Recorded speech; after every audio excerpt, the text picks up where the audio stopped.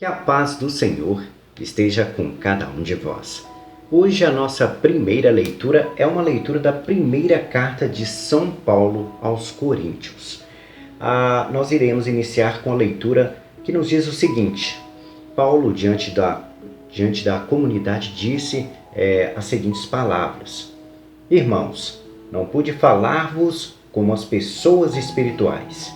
Tive que vos falar como pessoas carnais, como a criança na vida em Cristo. Ou seja, Paulo já tinha uma intimidade com Deus, conhecia o processo de preparação do homem para ter uma comunhão com Deus.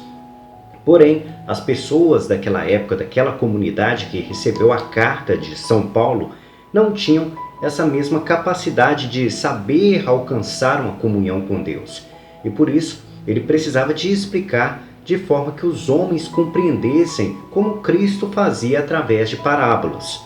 Se Paulo explicasse da forma espiritual, da forma como Deus havia abrido os olhos dele para reconhecer o mundo espiritual, o reino dos céus, o reino de Deus, aquele povo não aceitaria e, além de não aceitar, poderia interromper sua trajetória de evangelização, porque considerariam blasfêmia contra aquilo que eles acreditavam. Eles tinham ainda uma doutrina muito voltada ao que os profetas de Deus haviam ensinado e não aceitavam a doutrina de Cristo. Então, Paulo estava tentando inserir no meio daquela comunidade o ensinamento de que Jesus Cristo fazia parte da doutrina de Deus e que os ensinamentos que ele trouxe para os discípulos estava sendo levado a cada um deles. E todos eles deveriam compreender qual é o desejo de Deus na vida de cada um deles através de Cristo. Nós temos que compreender que Cristo foi um presente para cada um de nós, porque Deus nos enviou ele, fez um chamado a Cristo para que ele pudesse entregar a cada um de nós a palavra e, além disso, a oportunidade de uma comunhão, que foi através do sacrifício de Cristo, do derramar do sangue do Cordeiro imolado. O Cordeiro imolado foi Jesus Cristo, que não tinha pecados e se transformou em holocausto. Para quem não sabe o que é um holocausto, antes da vinda de Cristo, os profetas que se aproximavam de Deus e faziam uma comunhão com Deus. E para que isso acontecesse, era necessário fazer o derramamento de sangue de algum animal. Era pegado algum cordeiro, alguma pomba, algum animal para poder derramar o seu sangue e assim pedir a Deus alguma necessidade. E eram os profetas que tinham essa aproximação com Deus para fazer esses holocaustos. Porém, com a vinda de Cristo, Cristo passou a ser esse holocausto. Haveria apenas um derramamento de sangue e o sangue de Jesus seria o suficiente para todos nós, para todo aquele a partir da sua vinda pudesse ter a oportunidade de se aproximar de Deus, eliminando assim os holocaustos. E foi exatamente o que aconteceu. Por isso que a gente tanto ouve por aí que o sangue de Jesus tem poder, exatamente porque o sangue dele abriu para todos nós uma comunhão com Deus, de forma que nós pudéssemos nos aproximar de Deus sem precisar de matar algum animal para isso. Paulo, na nossa primeira leitura de hoje, vem nos mostrar que o povo não tinha esse conhecimento. Eles não sabiam, não tinham nem ideia disso. Diferente de nós, que hoje temos a Bíblia, que nos ensina isso, temos pessoas dentro da nossa sociedade nos ensinando como funcionou esse processo, mas na época de Paulo era tudo novidade. E a gente sabe muito bem, quando é novidade as coisas na nossa vida, nós temos dúvida se realmente é bom. Exemplos a gente pode dar muito bem. Se você está acostumada, por exemplo, a lavar roupas com certo sabão em pó e de repente aparece uma nova marca no mercado, você fica em dúvida. Você não sabe se realmente deve comprar aquele, se vale a pena, se ele realmente é bom. Então, às vezes, a gente compra a ideia e percebe que vale a pena. E foi o que Paulo fazia. Ele vendia a ideia de que Cristo era o caminho, a verdade e a vida, e as pessoas foram comprando essa ideia, até chegar nos tempos que nós estamos hoje. Ele ensinou às comunidades, através das suas cartas, quem foi Jesus Cristo, de forma simples, de forma a todos compreenderem, assim como Cristo fazia, que era através das parábolas. E nós agora temos que nos aprofundar, pegar o que Paulo nos ensinou, pegar o que Cristo nos ensinou. Nós temos que compreender isso. Tudo que Paulo ensinou foi se baseando nos ensinamentos de Cristo. Então, cada palavra de Paulo se baseava nos passos que Cristo deu e em tudo aquilo que ele nos ensinou. E dessa forma nós temos todo esse conhecimento hoje, e graças a pessoas que se abrem também à presença do Espírito Santo para poder ensinar a cada uma que precisa e que quer conhecer quem foi Jesus Cristo. Continuando, pude oferecer-vos somente leite, não alimento sólido, pois ainda não ereis capazes de tomá-lo. Ou seja, nós não estamos preparados, todos nós, né? Algumas pessoas sim e outras não, mas nem todos estão preparados para o conhecimento do reino dos céus, da palavra de Deus, o aprofundamento dentro do que Cristo espera de cada um de nós. E por isso, muitas pessoas, às vezes, a gente pergunta a elas quem é Deus, o que Deus espera delas, e elas não sabem. A única coisa que sabem é que Deus é bom, que Deus é amor e que quer nos ajudar. Mas se for para saber o aprofundamento do desejo de Deus, eles não sabem, e muitas pessoas não estão preparadas para receberem esse aprendizado, porque não querem abrir mão dos pecados. Muitos de nós não queremos exatamente isso. E sabendo disso, Paulo exatamente preparou a comunidade de forma a receber uma palavra mais simples e preparando de passo em passo. Ele não descarregou de uma vez tudo sobre as pessoas, mas sim preparou, como ele disse, dá um leite primeiro, que é algo mais fácil de ser ingerido, do que entregar algo sólido, que é mais difícil de ser consumido. Às vezes, se Paulo chegasse e impôsse às pessoas as regras de Cristo, dissesse a elas que elas seriam queimadas e jogadas no fogo do inferno, que se fossem pecadoras, elas não aceitariam a doutrina de Cristo. Então ele preparou com amor para que elas pudessem compreender que todo pecado tem suas consequências. E os resultados das consequências, a gente sabe muito bem que é a nossa destruição. Mas Paulo preparou tudo com muito amor, muito carinho e muito capricho, de forma que as pessoas pudessem receber a palavra de Deus, a compreender que Deus é amor primeiramente, e depois que as consequências são ruins daquilo que nós colhemos por fruto do nosso pecado. As rivalidades e rinchas que existem aí no meio de vós, acaso não mostram que sois carnais e que procedeis de acordo com os impulsos naturais? Ou seja, é uma pergunta que Paulo faz, porque as pessoas daquela época, aquela comunidade, elas agiam muito dentro daquilo que elas gostariam de fazer. Vou dar um exemplo, olhavam para a mulher do próximo e a desejavam. E não é assim que a gente deve fazer. A gente sabe que isso é contra um dos mandamentos da lei de Moisés, não desejar a mulher do próximo. E eles simplesmente olhavam e desejavam.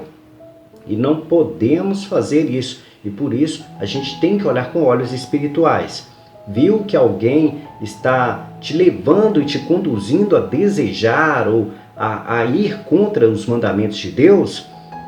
É como Cristo diz, é melhor arrancar um olho do que perder o reino dos céus. Então, abra mão de ficar olhando para coisas que estão te levando ao pecado. Isso a gente pode dizer muito, principalmente para os homens que se envolvem muitas vezes com pornografia. Se afaste desse tipo de coisa, porque você pode ser destruído pelos seus olhos, por aquilo que você vê. As mulheres é a vaidade. Muitas vezes elas dão tanto valor à carne, tanto valor em serem lindas e maravilhosas, que se esquecem que tem que cuidar da beleza interior. Não que elas não possam cuidar da beleza externa, Nós somos convidados a cuidar do nosso corpo por ser templo do Espírito Santo. Mas acima do nosso corpo temos que cuidar do nosso espírito. Então, podem ser lindas e maravilhosas, mas que nós possamos olhar para o seu espírito e ser muito mais bonito do que externamente. Que possam ser pessoas bonitas por dentro. A gente às vezes ouve até piadinhas sobre isso, né? Que as pessoas dizem que quem diz que a beleza interior que é bonita é porque ele é feio por fora. E na verdade não é assim que funciona com Deus. Às vezes a aparência física externa não é tão agradável aos olhos, para Deus é muito mais agradável porque a beleza interior é mais bonita. É claro que a gente não pode julgar dessa forma, porque eu mesmo conheço muitas pessoas que são bonitas externamente e de forma interior também são muito bonitas. E conheço também pessoas que são a aparência externa são sugestivas, porém internamente são feias, porque às vezes são arrogantes, falta amor próprio, pratica o ódio, quer disseminar o ódio entre as pessoas e assim por diante. E para Deus isso não tem valor nenhum. O valor tem que ser interno. A nossa beleza interior é que vale, porque por fora, infelizmente, algum dia iremos morrer, iremos perder a nossa carne. Então não podemos nos apegar muito às coisas materiais. Quando um declara, eu sou Paulo, e outro, eu sou Apolo, não estáis procedendo como pessoas simples naturais? Pois, que é Apolo? Que é Paulo? Não passam de servidores pelos quais chegastes à fé. Então Paulo está dizendo que ele, como eu, como os padres, os pastores e os diáconos e todas as pessoas que levam a palavra de Deus, nós somos pessoas que estão servindo a Deus. Nós recebemos um chamado de Deus para poder levar a palavra e decidimos aceitar esse chamado para levar de acordo com a vontade de Deus. Nós temos uma missão tão importante que não podemos ser hipócritas, porque senão não receberemos a presença do Espírito Santo para levar corretamente a palavra de Deus. A presença do Espírito Santo ela é fundamental para que haja conversão das pessoas. As pessoas elas devem compreender a verdade, por mais que doa. A gente sabe muito bem isso pelas leituras que a gente tem feito recentemente. Um exemplo é João Batista. Ele falou a verdade por doesse em quem doesse, e foi doer logo no rei daquela época. O rei Herodes acabou prendendo ele, e Herodíades, que era a sua mulher, pediu a sua cabeça, pois não aceitava ouvir a verdade. Então a verdade tem que ser dita, e nós não podemos nos achar no posto ou no lugar de Deus. Por exemplo, graças ao missionário Wagner que eu recebi uma cura. Não fui eu que dei a cura à pessoa. Quem deu a cura foi a fé que a pessoa tem em seu coração. É a fé do homem que liga ele à Trindade, ao Pai, ao Filho e ao Espírito Santo, que juntos podem muito bem realizar qualquer graça na vida dos nossos irmãos. Nós somos apenas instrumentos para abrir os olhos das pessoas, para que as pessoas vejam a luz e possam saber quais os caminhos trilhar para poder alcançar essas graças que elas tanto necessitam. Eu plantei, Apolo regou, mas Deus é que fazia crescer. De modo que nem o que planta, nem o que rega são propriamente importantes. Quem é importante é aquele que faz crescer, que é Deus. Então, quem faz acontecer é Deus. Então, o homem só é instrumento para poder ajudar os homens a abrirem os olhos ao conhecimento. Mas quem faz as graças acontecer, quem faz manifestar, crescer a fé, crescer a presença do Espírito Santo, é Deus. Então depende de cada um de nós trabalharmos essa área. Cristo, que era o Filho de Deus, a todo momento dizia isso. Eu vim para que o meu Pai pudesse realizar as suas vontades em mim. Então, Jesus mostrava a sua humildade e a sua simplicidade demonstrando a presença de Deus dentro dele e dando a ele mesmo a liberdade de realizar as manifestações do Espírito Santo de acordo com a vontade de Deus. E nós temos essa responsabilidade de darmos abertura ao Espírito Santo para que Deus possa se manifestar. Mas aquele que não quer, Deus respeita, Deus deixa cada um fazer as suas escolhas. Mesmo aquele que não quer receber o Espírito Santo, mas que faz o mínimo, que é amar ao próximo como a ti mesmo e amar a Deus sobre todas as coisas, já vai ter a sua salvação, vai ter o seu caminho guardado por Deus. Mas tem aqueles que não querem nem isso e preferem e optam por ser pecadores, viver no mundo dos pecados e absorver somente aquilo que a carne deseja. E por isso, infelizmente, esses serão o joio, que não alcançarão a salvação. Não é, importante dizer isso, não é uma ameaça, porque muitas pessoas às vezes pensam assim, a religião está ameaçando a pessoa para que ela faça o certo. Não é uma ameaça, é consequências daquilo que você faz. Um exemplo simples que a gente pode dar é, por exemplo, você sair com pouca roupa de madrugada, num dia que está a menos 5 graus. O que vai acontecer com você depois? Simplesmente você vai adoecer, vai dar febre, vai resfriar, consequências daquilo que você plantou. Não quer dizer que é uma ameaça eu dizer para você que você vai sair na friagem, que você vai resfriar. Na verdade, é consequência daquilo que você plantou. Então, se você plantou o pecado na sua vida, as consequências serão resultados, vai perder o reino dos céus, para não dizer que eu estou ameaçando a destruir a vida de alguém, mas sim irá perder o reino dos céus. Se no reino dos céus ficarão aqueles que estão vivos em função do amor de Deus, por praticarem o amor de Deus, é sinal que os outros irão com o diabo. E o diabo, Cristo prometeu que iria destruí-lo, para que não houvesse mais a disseminação desse ódio em meio às comunidades e às pessoas. Aquele que planta e aquele que rega formam uma unidade, mas cada um receberá o seu próprio salário, proporcional ao seu trabalho. Aqui diz o seguinte: cada um servirá a Deus da sua forma. Tem pessoas que servirão mais e tem pessoas que servirão menos. Aqueles que servem mais estarão mais à dianteira de Deus, onde Deus poderá dar a essas pessoas cargos de liderança dentro do reino dos céus. E aqueles que servem menos serão atribuídos cargos praticamente de pessoas que buscam manter a paz, a serenidade e viver numa sociedade melhor.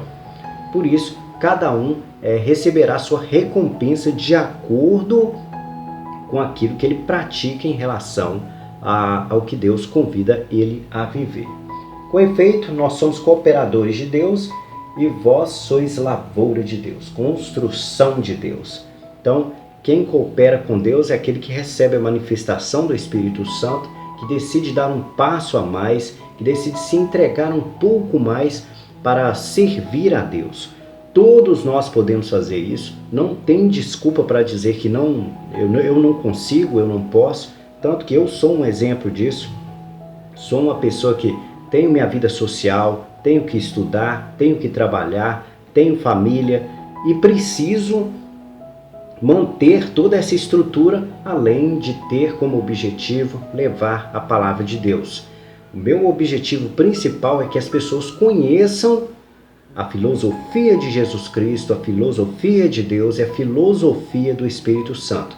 Filosofia é compreensão, é abrir os olhos para saber com o que você está lidando, para compreender o que você vai enfrentar adiante.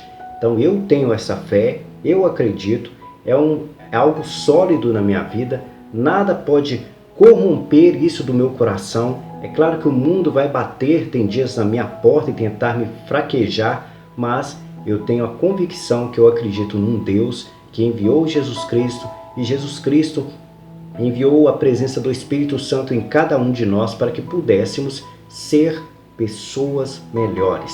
Eu creio nisso, e espero que todos que buscam a Jesus Cristo, buscam a palavra de Deus, acreditem também e saibam que tem muitos benefícios quando a gente se envolve nessa vida.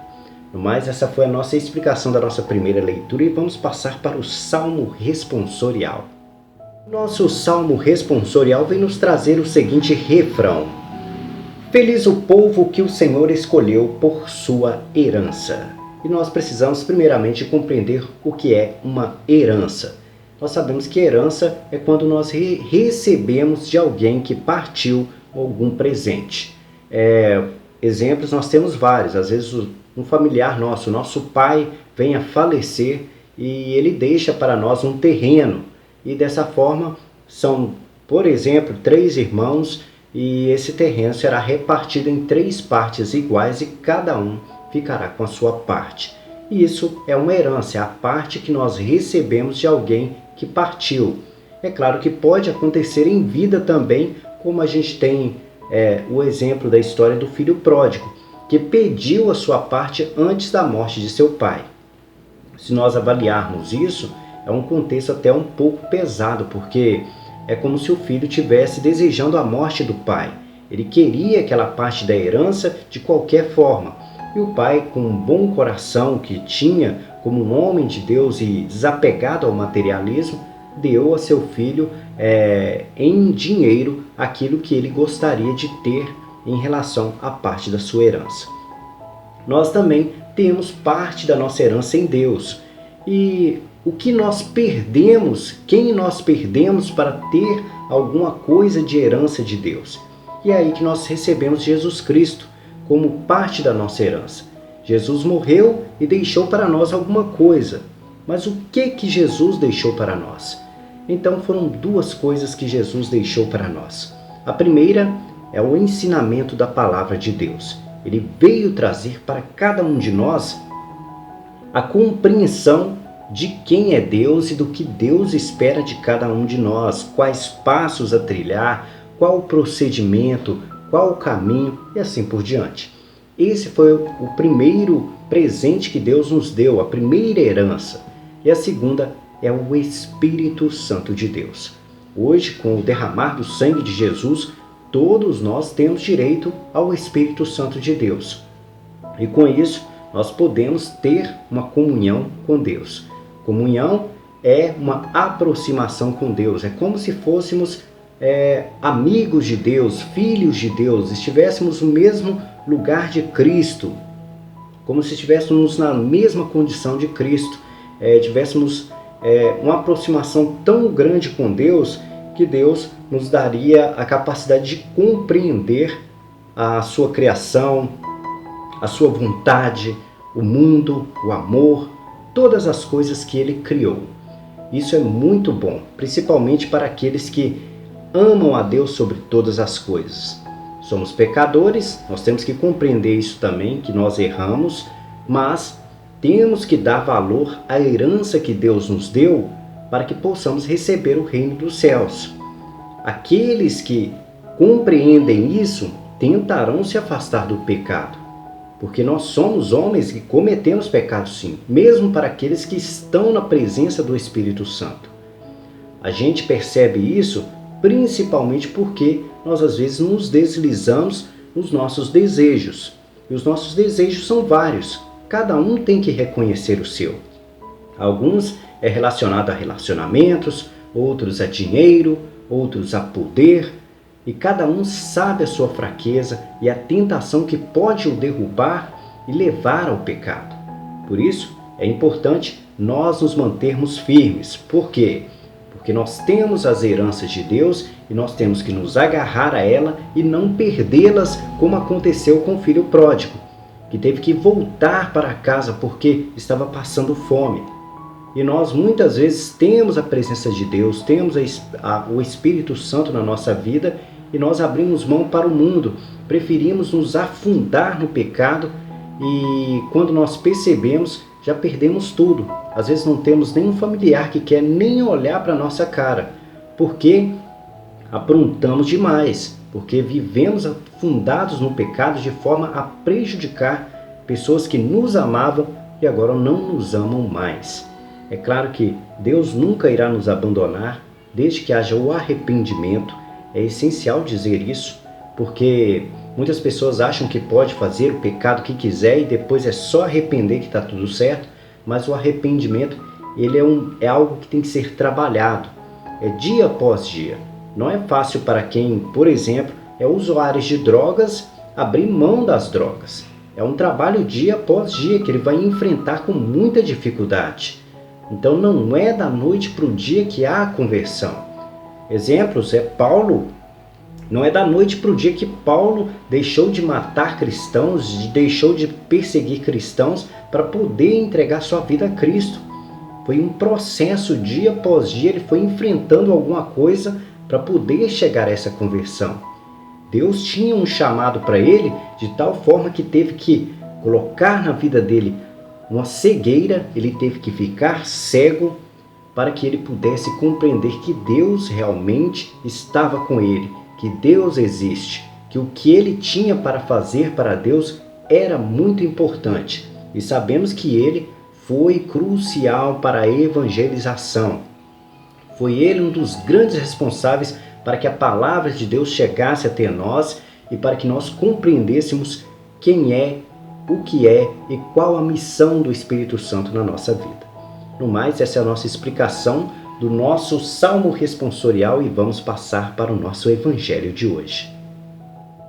Agora nós vamos para o nosso Evangelho de hoje, que é um Evangelho de São Lucas, que nos começa da seguinte forma. Jesus saiu da sinagoga e entrou na casa de Simão. Simão Pedro, que era um dos seus discípulos, Jesus foi até a casa dele fazer uma visita. E diz o seguinte: a sogra de Simão estava sofrendo com febre alta e pediram a Jesus em favor dela. Então, a sogra de Simão estava com uma doença que a gente sabe que a maioria de nós já tivemos. É algo que diz que o nosso corpo não está bem. E se analisarmos muito bem, todos nós temos algum probleminha na nossa vida, ainda que não seja um problema de saúde. Quando nós nos deparamos com alguém e se pararmos para perguntar como você está 100% hoje? E as pessoas geralmente dizem, estou com uns probleminhas aí, mas a gente vai resolver. Sempre as pessoas têm algum problema. Às vezes estão devendo, cheio de contas para pagar, às vezes precisam de comprar remédios e não tem dinheiro, às vezes tem alguma doença que não sabe como resolver o problema, às vezes está atormentado por alguma questão, algum problema e isso tira a paz da pessoa, não deixando ela dormir direito. Ou seja, todas as pessoas têm algum probleminha na sua vida. E a sogra de Pedro estava com febre, uma febre alta, e pediram a Jesus por ela. Aonde quer que Jesus fosse, se notarmos muito bem, Jesus sempre se deparava com esses problemas que as pessoas têm na sua vida. Algumas pessoas, os problemas delas eram direcionados à saúde, mas outras eram direcionadas às questões espirituais, às tormentas que tinham em sua vida. E por isso, ele realizava as curas de acordo com a necessidade de cada um. Aquele que tinha necessidade de curas físicas, Jesus realizava a manifestação do Espírito Santo para curar uma enfermidade que alguém tinha. Mas aqueles que estavam atormentados, não conseguiam dormir bem, tinham alguma preocupação, Jesus realizava suas curas através da palavra. Orientava as pessoas aos caminhos que deviam seguir. E isso curava várias pessoas, ajudava a várias pessoas. Nós temos um monte de relatos bíblicos que mostram isso, que pessoas, às vezes iam multidões de pessoas, de praticamente 7.000 pessoas, para ouvir Jesus pregando, e ali ele realizava muitas curas e milagres sem resolver enfermidade alguma, sem curar o leproso, sem curar nenhum tipo de enfermidade, apenas curando o coração das pessoas. E muitas vezes a cura que nós precisamos é do nosso coração. Nós conseguimos perceber isso com muita facilidade quando há um término de um relacionamento. Se você gosta muito de alguém e alguém termina com você, o seu coração fica partido.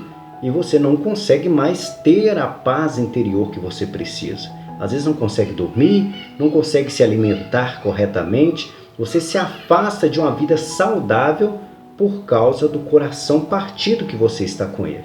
E Jesus tinha palavras que conseguiam curar o coração dessas pessoas, de forma que elas se sentiam em paz e tranquilizadas. Inclinando-se sobre ela, voltando ao nosso contexto, inclinando-se sobre ela, Jesus ameaçou a febre e a febre deixou. Imediatamente ela se levantou e começou a servi-los. Ou seja, Jesus realizou ali uma cura, que é uma atitude até muito comum para nós que conhecemos a trajetória de Cristo. Ele poderia realizar o que quisesse, porque ele estava a serviço de Deus e tinha ali uma missão. Ele tinha uma missão, que era levar a palavra de Deus e nos entregar o Espírito Santo. E ele não sairia dessa trajetória porque ele queria respeitar a Deus e, por amar a Deus sobre todas as coisas, ele queria garantir o sucesso da sua missão. Aqui nos mostra que após a sogra de Pedro, de Simão Pedro, ser curada, ela imediatamente começou a servir as pessoas. Isso traz um ensinamento para cada um de nós. Todas as vezes que nós recebemos uma graça de Deus, nós temos que servir a Deus de alguma forma. E o serviço a Deus que Ele nos convida a praticar é exatamente o amor. O fato dela servir é algo que mostra o amor.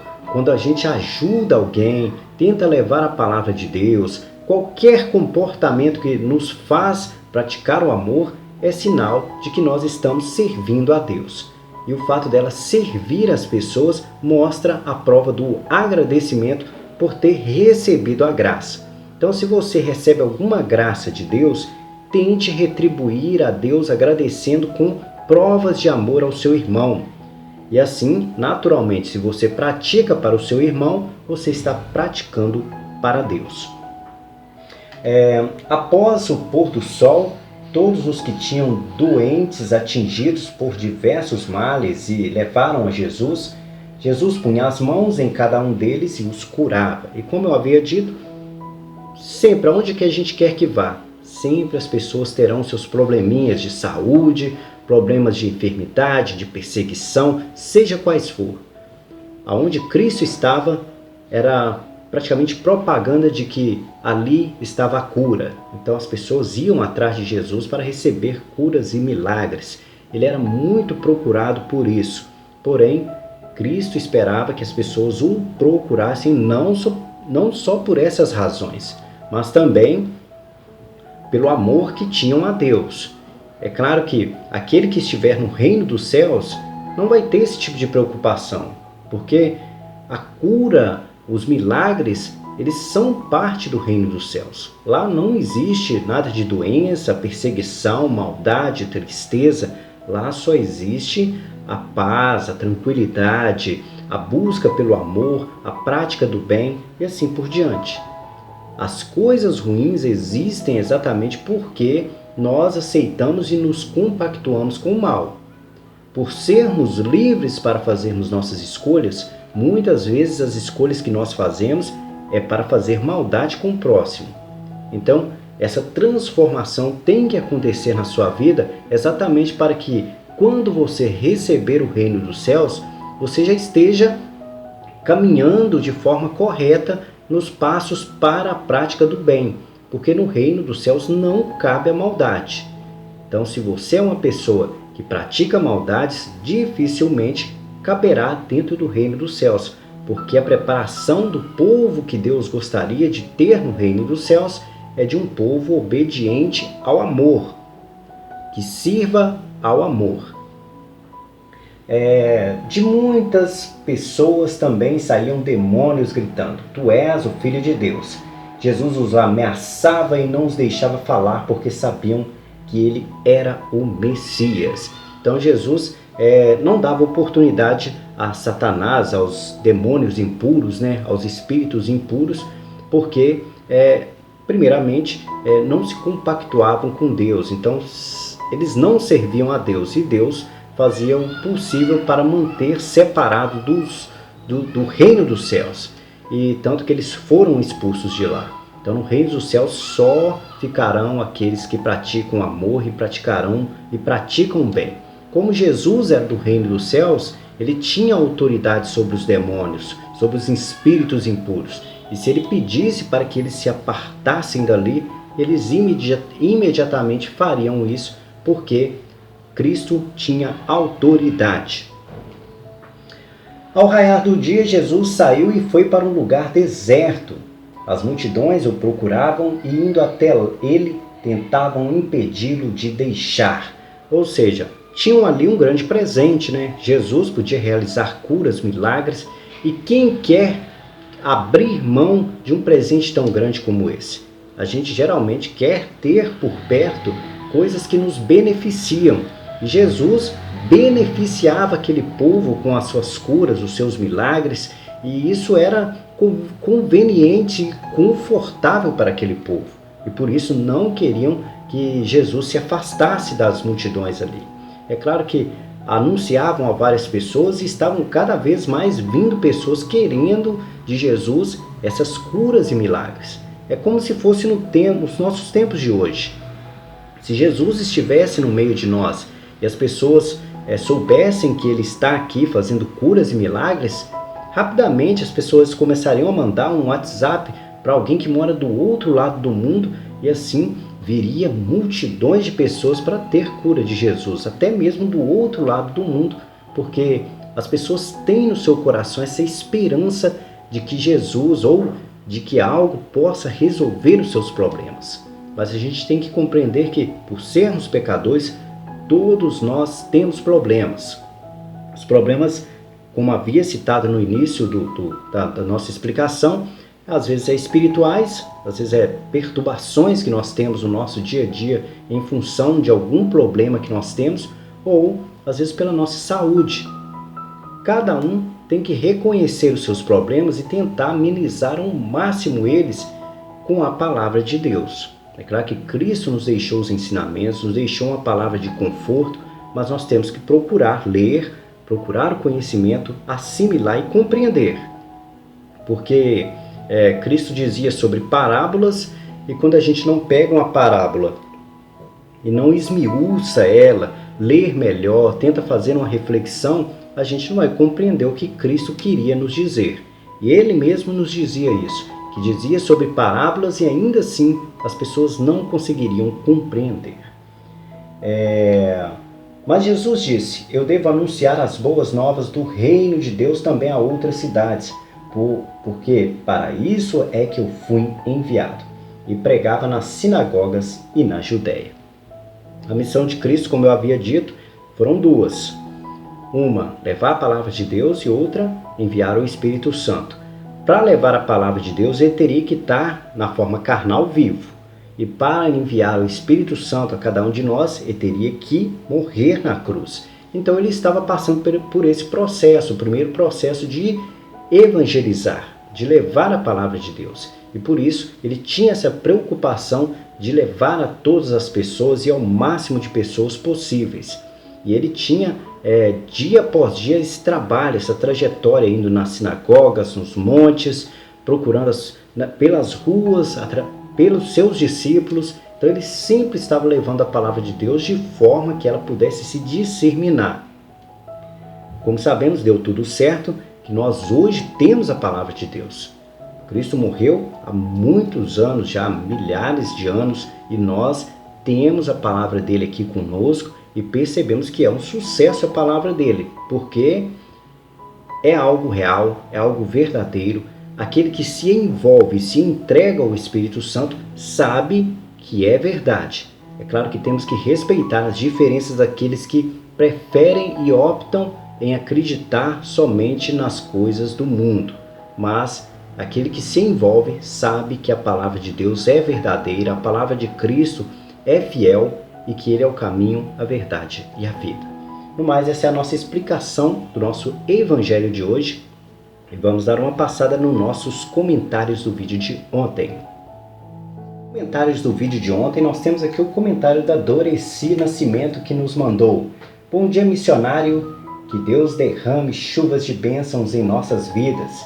Que não nos falte paz, saúde, amor, motivo para sorrir e ser feliz. Abençoados dias para todos nós. Amém. Que assim seja, Doreci. Um grande abraço e que a paz esteja contigo.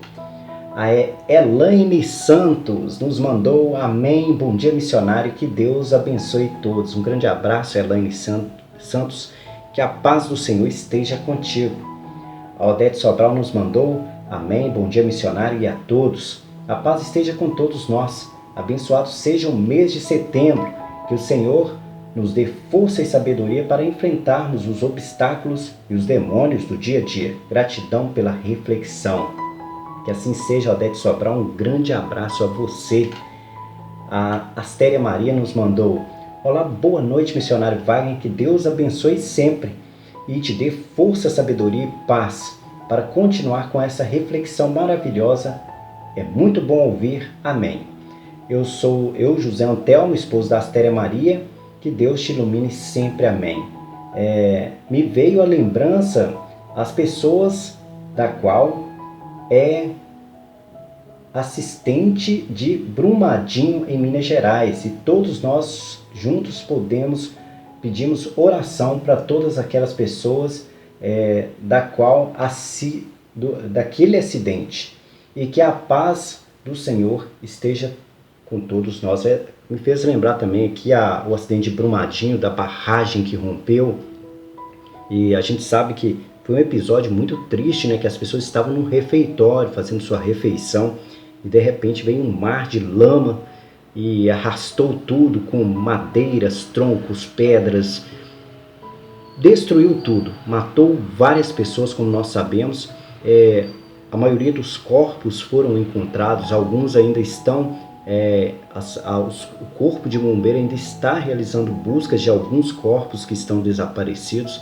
A gente viu naquela época a tristeza, a consternação nos corações das pessoas que estavam envolvidas e de todo o Brasil, que percebeu a situação, quão grave foi.